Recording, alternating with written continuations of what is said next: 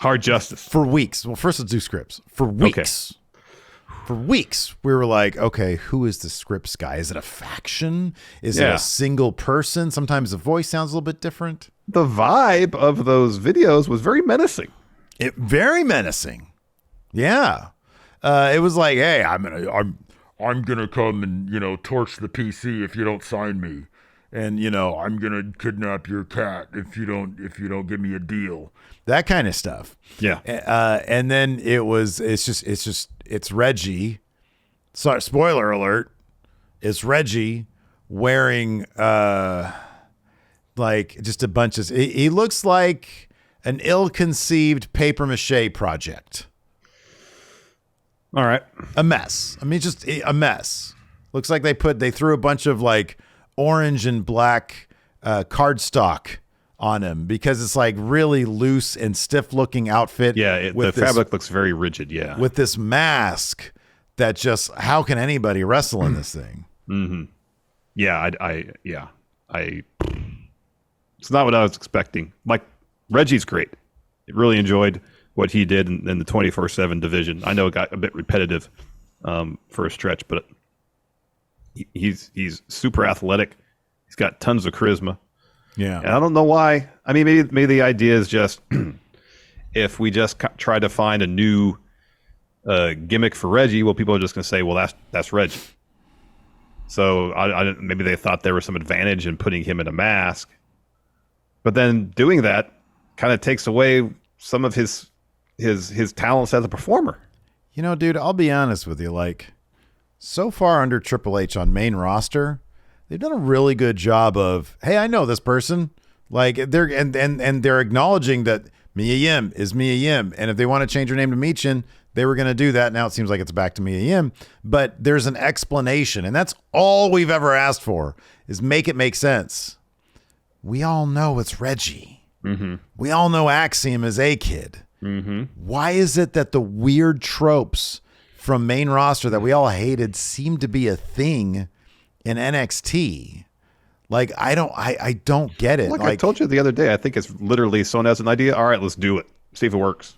And that's very much seemingly what the deal was a lot of times on main rosters. Someone had an idea. All right, see if they can get it over. Like the onus was on the performer. You literally just sounded like Bruce Pritchard right there. That was exactly what I was trying to do. Okay, that's what I thought. It was the onus was on the performer to try to get something not great over or potentially not great. And if they didn't get it over, the blame was always put on the performer and not whoever came up with the terrible idea. Yeah. So I don't know. It doesn't. What was presented to us on NXT didn't feel in any way in line with the video packages that preceded. No, it didn't. Yeah. Scrypts whatsoever. Yeah. Yeah, dude. If there was some explanation, like it was Reggie, he felt, that he had been left behind. And here's the thing. I appreciate, the funny thing is, like over at Wrestle Juice, my other channel, I did a video like wrestlers who have been quote unquote left behind by Triple H.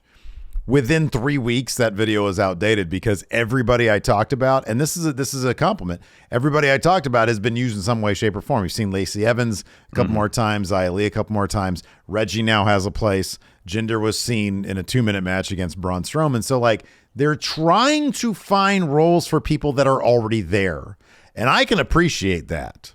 So for Reggie, if he's like, man, I was a sommelier. I'm not cool with that. Give me, like, if this was like Reggie saying, hey, I don't want to be that. I could be a masked character with some cool stuff and we can start from the ground floor. I don't know, man. I'm not a fan of that just because we had already been introduced to Reggie. Now, if you want to take that character and let's see, even if it's like a 3-week transformation. Tell that story though. Yeah. Give him a story where he comes back as Scrypts. And then debuts, I guess, this way, but I don't know. There's nothing about it that I'm like, this. Maybe he wore this kind of shit when he did Cirque du Soleil. I don't know. I mean, the one thing that stood out, I mean, is Reggie, and like some of the stuff he does in the ring is absolutely incredible. But from a character perspective, the thing that stood out is like between moves, he'd kind of right in the air, like he had a quill in hand. And if the story was, I wasn't happy with my story, if you will, on main roster, I went to NXT to write my story now. Yeah. Hence Scrypts, hence the writing and stuff. Maybe that's something. Yeah. I don't know if that explains the outfit, but it's a story at least. Yeah, right. So I don't know, man. It was goofy. Reggie is a lot of fun as a wrestler, though. Mm-hmm. He's a lot of fun. I just was dying laughing when, I don't know, on somebody, I don't know, what were we doing? You, me, I think we were doing our predictions, weren't we, for Survivor Series? Yeah. And then and then Forcer had mentioned Scrypts, and I was like, well, who was it? And then he didn't know. And so I typed into Twitter, and it just said, I typed into Scrypts in a Twitter search, and it just said Scrypts is Reggie is one of the things that was trending. And I clicked on it, and I was dead laughing at that mask because it's just Reggie. We know it, like we can see his face clear as day. The mask doesn't really cover up that much. And then you see him in the ring, and he's just doing all the flip stuff that he used to do. That was very unique to him and his Cirque du Soleil stuff. Yep. But no, it was silly. And then at the end of, I believe it was at the end of the episode. So Wesley and Carmelo Hayes had their North American title match. Wesley came out on the winning end of that. And then from behind emerges Hard Justice. That's right. I love this. Dude, okay. So do I. Love it. Because it's clearly Steven Seagal. Well, yeah, it's 80s action movie character. Yeah. Early 90s. Yeah, Seagal was like late 80s, early 90s. Well, it was a combination of that, but based on how much Just for Men Dijak has. Oh, my God. His goatee and his hair. It is later Steven Seagal for sure. Yeah, right. And that's the vibe I got, is when Steven Seagal just got a can of spray paint and just did his hair. The goatee and the hair seems like it has more spray in it than hair. He's got the aviators. He's got the black trench coat. Oh, he's got the grimace. Loved it. Loved every second of it. As soon as I saw that still, I was like, 80s character. This is great. I wish we were live doing reactions because it would have been an all-timer. Yeah. I fucking saw this on Twitter and I started dying laughing sitting in my recliner. I was laughing so hard at this.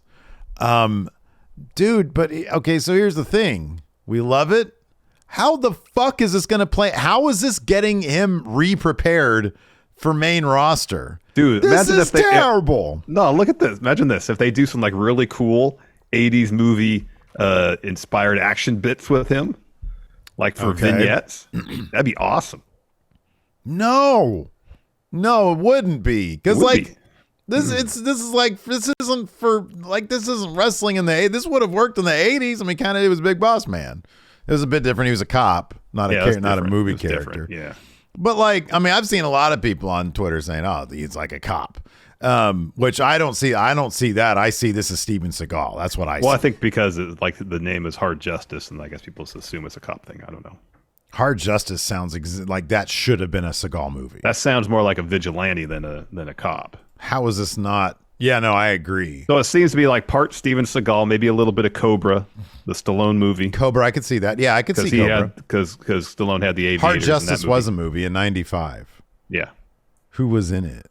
So it seems to be kind of a little bit from a lot of 80s movie tropes. A federal agent undercover in prison to probe a pal's death encounters a mobster he once chased. Hard Justice. It also, so this was not, it says starring action favorite David Bradley? I've never heard of him before. Don't know that name. No. How is this not like a Seagal thing? It's not a prepositional phrase. All of Seagal's early movies were prepositional Out for phrases. justice. Yeah. Above Hard the to law. kill. Above the law. Under siege. Yeah, you're right. So, yeah, Hard Justice. I don't know what that would be. Loved it. I can't wait to see more. It just makes NXT even more inconsequential. Because it's like, why am I watching this? Like, this dude, this is a terrible gimmick. That's hilarious, yes. But come on, this is terrible. I don't know. Remains to be seen. I'm holding out hope for it. Give him the wait and see, huh? Yeah, I like That's Dijak. right. Dijak's a really good wrestler. I love Dijak. Great wrestler. He's got a good personality. That's right. Hey, I want that North American title. Hard Justice demands it. and then they have a match. It's gonna be a good match. It'll be great. But like they're just feeding Hard Justice to Wes Lee to have him to. You think Hard Justice is gonna win that title? No. That's right. Yeah, I am. Yeah, it's my title now. I'm gonna go get some Arby's after that. Yeah, that's right. This title now is under siege by Hard Justice. There you go. This title's not above the law like Hard Justice. I guess if Regal were there and Regal got mad at him and be like, oh, "You're submitted." Oh, I'm above the law. Turn in your badge and gun. No, I'm above the law. I'm above the law. I'm Hard Justice. I'm not soft justice. I'm Hard Justice. Oh yeah, and then Derek Brightwell in Twitch chat brings up when fucking because the crowd's chanting Dijak. And Vic says, it's Dijak. And then Booker T says, who?